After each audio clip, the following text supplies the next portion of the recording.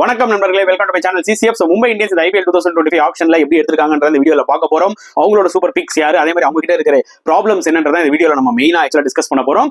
Mumbai Indians பத்தி டீடைலா நான் ஒரு வீடியோ போட்டிருக்கேன். பார்க்காதவங்க போய் செக் பண்ணி உங்க கருத்துக்களை கமெண்ட் செக்ஷன்ல போட்டுருங்க. மும்பை இந்தியன்ஸோட சூப்பர் பிக்ஸ் யாருன்னு கேட்டீங்கன்னா, முதல்ல நான் ஒரு 4 பேர் சொல்லுவாங்க.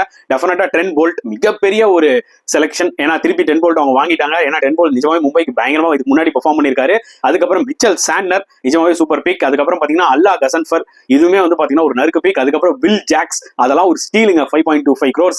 தீபக் சாரு நல்ல பிக் தான், பட் 9 crores கொஞ்சம் ஜாஸ்தியா. அவர் ஃபுல் ஃபிட்டா இருந்தா அவருமே நல்ல பிக், பட் ஆனா அவர் ஃபுல் ஃபிட்டா இருப்பாரா, அதுதான் ஒரு மிகப்பெரிய கேள்வியே. சோ பேட்டிங் வைஸ் எடுத்துக்கிட்டீங்கன்னா பிளேயிங் 11 நீங்க சூப்பரா ஃபிட் பண்ணிடலாம். ஃபென்டாஸ்டிக்கான ஒரு டீமா வந்து அமையும் மும்பை இந்தியன்ஸ், அதுல எந்த டவுட்டுமே இல்ல. ஆனா அவங்க கிட்ட இருக்கிற ஒரே ஒரு ப்ராப்ளம் என்னன்னு பாத்தீங்கன்னா, ஆப்வியஸ்லி அவங்க கிட்ட பெரிய இந்தியன் ஸ்பின்னர்ஸ் இல்ல. கரண் சர்மா தான் இருக்காரு. சோ சொல்லிக்கிற அளவுக்கு வேற எதுவும் இந்தியன் ஸ்பின்னர்ஸ் இல்ல. அதே மாதிரி இந்தியன் ஃபாஸ்ட் பவுலர்ஸ்ல தீபக் சாருக்கு இன்ஜுரி ஆயிட்டா வேற யாரும் பெருசா சொல்லிக்கிற அளவுக்கு பேக்கப் இல்லன்றது என்னோட ஒரு கருத்து. உங்களோட கருத்துல கமெண்ட் செக்ஷன்ல போட்டுருங்க.